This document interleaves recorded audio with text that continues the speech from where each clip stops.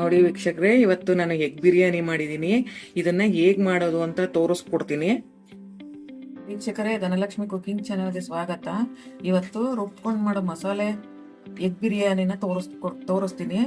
ನೋಡಿ, ಮೊದಲೇ ನಾನು 3 ಮೊಟ್ಟೆನ ಬೇಯಿಸಿ ಇಟ್ಕೊಂಡಿದ್ದೀನಿ. ಈಗ ಹೇಗ್ ಮಾಡೋದು ಅಂತ ತೋರಿಸ್ತೀನಿ. ವೀಕ್ಷಕರೇ, ಈಗ ರುಬ್ಕೊಳಕ್ ರೆಡಿ ಮಾಡೋಣ. ಮೊದಲಿಗೆ ನಾನು ಸ್ವಲ್ಪ ಒಂದು ಅರ್ಧ ಇಂಚಷ್ಟು ಶುಂಠಿ ಹಾಕೊಂಡಿದ್ದೀನಿ. ಮತ್ತೆ ಒಂದು 10 ಎಸಳು ಬೆಳ್ಳುಳ್ಳಿ ಹಾಕೋತಾ ಇದ್ದೀನಿ. ಆಮೇಲೆ ಸ್ವಲ್ಪ ಕೊತ್ತಂಬರಿ, ಸ್ವಲ್ಪ ಪುದೀನ. ನೀವು ಬೇಕಾದ್ರೆ ಹಾಕೋಬಹುದು, ಇಲ್ಲ ಸ್ಕಿಪ್ ಮಾಡಿ. ಮತ್ತೆ 1 ಚಮಚ ಖಾರದ ಪುಡಿ, 1 ಚಮಚ ಬಿರಿಯಾನಿ ಮಸಾಲ ಹಾಕೊಂತ ಇದ್ದೀನಿ. ಮತ್ತೆ 1 ಚಮಚದಷ್ಟು ಗರಂ ಮಸಾಲ, ಮತ್ತೆ ಸ್ವಲ್ಪ ಅರಿಶಿಣ, ಒಂದು ಅರ್ಧ ಸ್ಪೂನ್ ಅಷ್ಟು ಅರಿಶಿಣ ಹಾಕೊಳ್ಳಿ.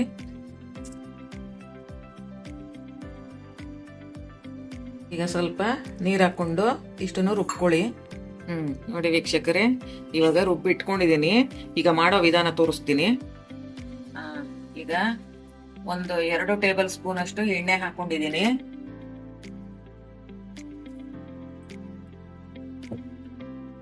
ಇದಕ್ಕೆ 1 ಚಕ್ಕೆ, 1 ಕಲ್ಲುವ,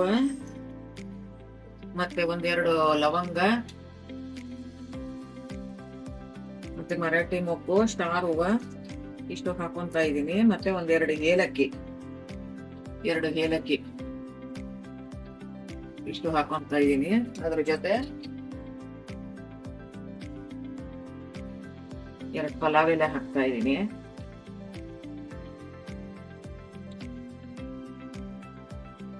ಮತ್ತೆ 1 ಈರುಳ್ಳಿನೂ ಹಾಕೊಂತ ಇದ್ದೀನಿ.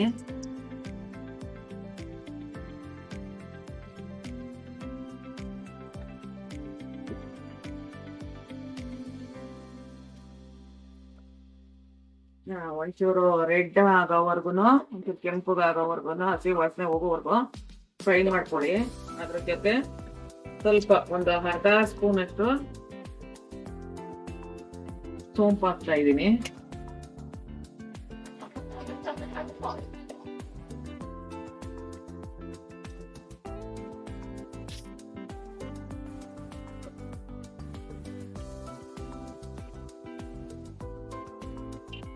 ವೀಕ್ಷಕರೇ, ಇವಾಗ ಪುದೀನ ಮತ್ತೆ ಕೊತ್ತಂಬರಿ 2 ಒಟ್ಟಿಗೆ ಹಾಕ್ತಾ ಇದ್ದೀನಿ.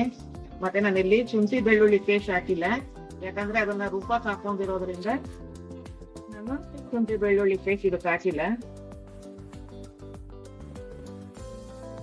ಅದ್ರ ಜೊತೆ 1 ಟೊಮೊಟೊ ಕುಯ್ದಿಟ್ಕೊಂಡಿದ್ದೀನಿ, ಅದನ್ನು ಹಾಕ್ತಾ ಇದ್ದೀನಿ. ಅದನ್ನ ಸಹ 1-2 ನಿಮಿಷ ಫ್ರೈ ಮಾಡ್ಕೊಳ್ಳಿ.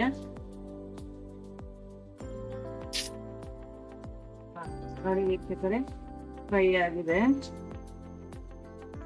ಇವಾಗ ನಾವು ರುಬ್ಬಿಟ್ಟಿರೋ ಅಂತ ಮಸಾಲೆನ ಹಾಕೊಳ್ಳೋಣ.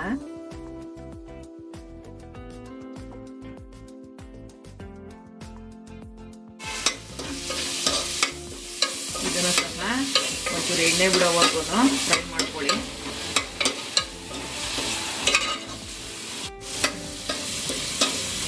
ಈಗ ಇದಕ್ಕೆ 1/4 ಲೋಟದಷ್ಟು ಮೊಸರು ಹಾಕೊಂತ ಇದ್ದೀನಿ. ಅದನ್ನು ಸಹ ಒಂಚೂರು ಎಣ್ಣೆ ಬಿಡೋವರೆಗೂ ಫ್ರೈ ಮಾಡ್ಕೊಳ್ಳಿ. ವೀಕ್ಷಕರೇ, ಇವಾಗ ಮೊಟ್ಟೆನೂ ಹಾಕೊಂಡು 1 ನಿಮಿಷ, 1-2 ನಿಮಿಷ ಅದನ್ನು ಅಲ್ಲೇ ಬಿಟ್ಟು ಫ್ರೈ ಮಾಡ್ಕೊಂಡು ಬಿಡಿ.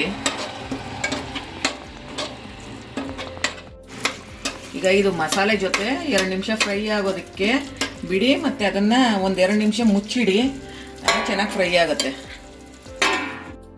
ಇವಾಗ ಫ್ರೈ ಆಗಿದೆ ವೀಕ್ಷಕರೇ. ಇವಾಗ ನಾನು ನೀರ್ ಹಾಕೊಂತ ಇದ್ದೀನಿ. ನಾನು 1 ಪಾವ್ ಅಕ್ಕಿ ತಗೊಂಡಿದ್ದೀನಿ.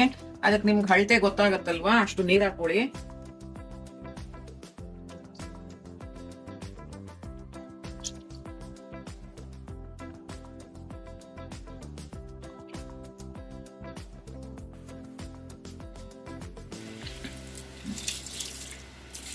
ಅಕ್ಕಿ ಹಾಕ್ತಾ ಇದ್ದೀನಿ.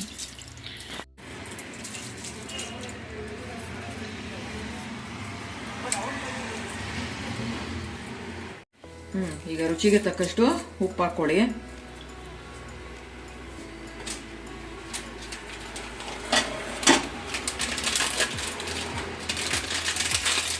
ಮತ್ತೆ ನಾನು ಕಸೂರಿ ಮೇಥಿಯನ್ನು ಸ್ವಲ್ಪ ಒಂದು ಸ್ಪೂನಷ್ಟು ಕಸ್ತೂರಿ ಮೇಥಿನ ಹಾಕೊತಾ ಇದ್ದೀನಿ. ನೀವು ಬೇಕಾದರೆ ಹಾಕೊಳ್ಳಿ, ಇಲ್ಲ ಸ್ಕಿಪ್ ಮಾಡಿ.